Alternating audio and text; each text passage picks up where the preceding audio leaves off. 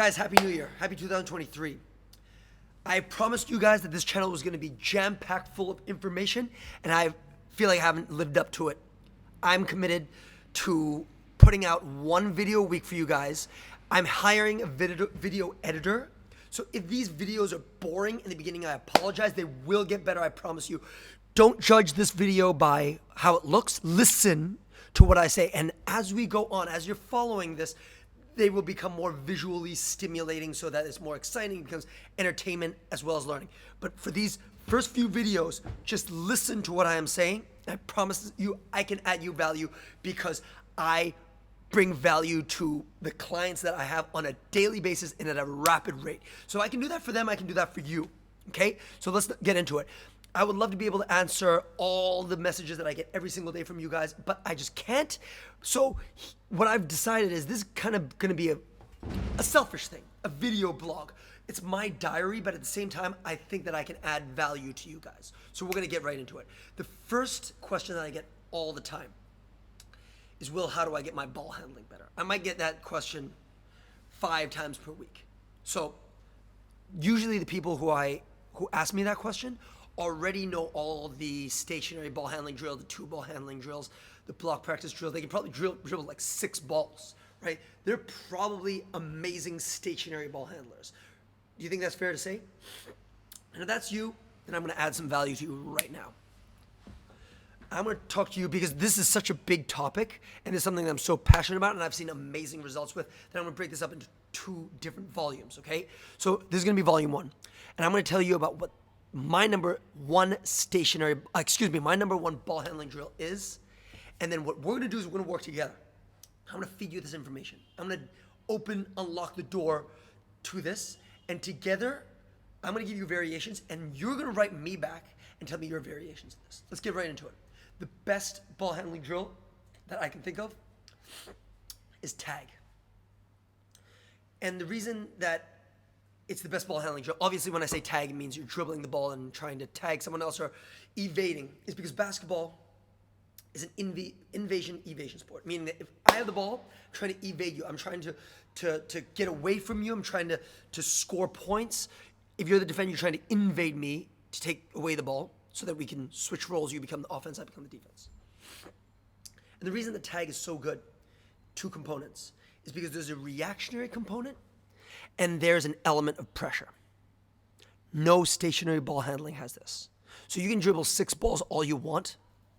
There ain't no pressure to that, right? There ain't no external stimulus of running. At the same time, what I'm forgetting is that stationary ball handling, and by the way, when I was 13, 14 years old, I was the king of stationary ball handling. And that's not, I'm not bragging.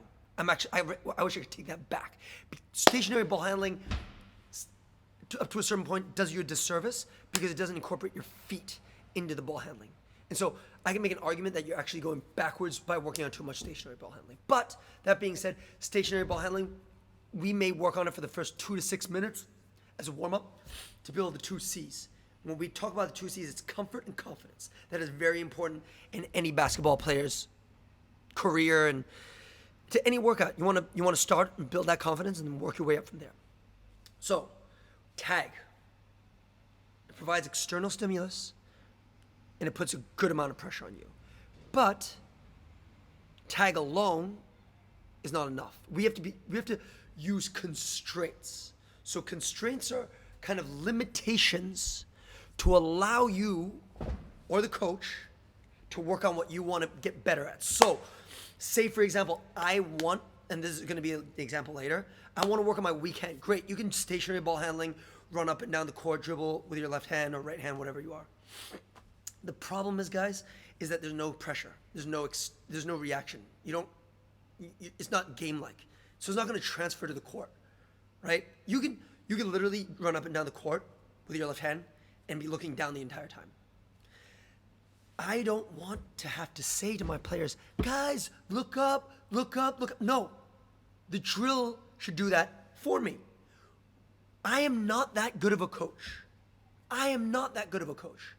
The best coach out there is the drill and you. My job is the mediator to allow you to discover. Does that make sense? My job is the guide. My job as a guide, my job as a mediator, and my platform, my drill, and you, with time, will get success. Let's go into it. Version 1 of constraints. What I'm going to do, guys, is we're going to constrain the area. Come on, video editor, down there. Caption the area. Meaning I can make the area as big or small as I want. Obviously, the smaller I make the area, the harder it's going to be, right? Now, this could be tag. You could say you need to knock their ball away. And just to keep in mind, guys, I really like to work time on task for me, time on task. Very important point if you're a coach. If you're running practice and you have lines and lines, that freaking sucks because your players are getting better at one thing, standing there, right? They're just getting better at standing there. So why not work on tag where the defender, the invader, I'm chasing you, I'm the invader, has a ball. So I need to tag you and I'm running with the ball. So both people have a ball. So that's going to be easier for the person who is evading because I have to, as the invader, I have to tag you and dribble the ball at the same time. So that's a regression to this. So as that's happening, I can constrain the area. Do you only stay within the 3-point area? Do you give them half court? Do you give them full court? That's for you to decide. Second thing, time constraints. Give them goal. Give them pressure. Yo, Tom, you have to tag Jake in 10 seconds. Healthy pressure. Give them that pressure. They need to experience that. So they go as hard as you can. A little tip here, don't go more than, if you want them to go as hard as they can, don't go for more than 15 seconds. They can't last that long. They'll be gassed, right? And we're trying to make these drills as intense as possible. Although now that I'm thinking about it, again, this is a diary, so I can change my mind on the spot. If you're working on conditioning, I would take ball handling tag for 1.5 minutes over suicides. Because suicides, I'm just like pointless, super pointless. Whereas I'm working on agility, I'm working on ball handling, and I'm working on conditioning. And it's actually more basketball conditioning than suicide, right? So that's actually a good place to plug that in if you wanted to work on conditioning. So I changed my mind about that. Tweak those time constraints. Next thing, weekend constraints. Everyone needs to work on their weekend, okay? And especially when you're talking about youth, high school players, even college players who play in the NCAA. I'm like, God, I was watching a game the other day and like the guy can't even dribble with his left hand. They just force the guy left. He has no left hand, right? So, and for me, the spectrum is large and it doesn't take that much time, right? Tweak the constraints so you can only dribble with your left hand, okay? And you can stack these constraints. So you can only dribble with your left hand in the 3-point area. Do you see how I constrain 2 things? Then the last one, right? And this is something I thought of quite a while back is change of direction moves. So everybody can cross over, right, when changing directions, but what about being able to stop on the dime and do it behind the back? Stop on the dime and do it between the legs. Okay, guys, so we're gonna play this tag drill. Jimmy is catching Tom, but when you guys change directions, you can only do it between the legs or behind the back. So Tom, you're the one who's being evading, you're the one running away. If I see that you do a crossover rather than a between the legs or behind the back, immediately the roles change. You see how I did that? So I put some good pressure on them the whole time. And so hopefully the video editor puts these videos, examples in so that you can actually see them. And then I'm gonna give you, before we leave, because I don't wanna make this video too long and babble on and talk too much, but I'm going to give you the best tag drill. And if you're a coach, use this. This is the best tag drill. I mean, one of the best tag drills I've seen. It's called square tag.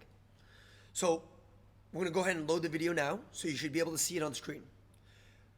As you can see, the player who is evading, excuse me, let me back up. This is called 5-on-1 square tag. So it's 5 invaders to 1 evader. But 4 of the evaders are standing in a square where they are stationary. So that means it's 1-on-1. The player who is evading is starting at the corner of the half-court line. So they're constrained to only the half-court. What the evader is trying to do is they are trying to get to the diagonal side of the half-court. So if they're starting at the right side of the half-court, they're trying to get to the left side of the half-court. And at the elbows are standing 2 invaders, and at the, say, the bottom of the baseline standing two invaders. Everybody's dribbling the ball.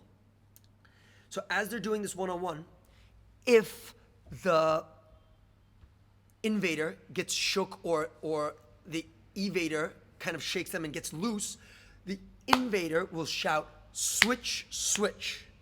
And the closest person to them will now become the invader, and the previous invader will take the spot of the person who is now the invader, if that makes sense. So hopefully this video, as you can see as I'm talking, you can see what's going on.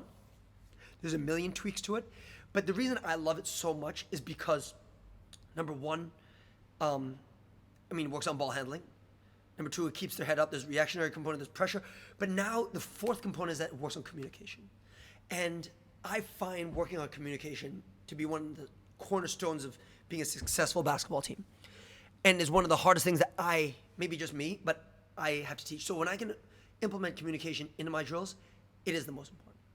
So hopefully I've added value to you in 10 minutes or however long this video is. I would love to hear from you guys. I try to make these entertaining. I try and make this thought-provoking. And hopefully I can start a relationship with you guys where we go back and forth and you tell me about your ideas and I continue to build upon this. So guys, I really appreciate your time. And if there's any questions, leave a comment below. And if you like this video, you felt like I added value, hit the like button. Whatever your questions are, leave them below. Direct message me. I'm very approachable. Okay. So if I don't get back to you immediately, I'll try my best. But we'll talk to you guys soon. Take care. Have a great week.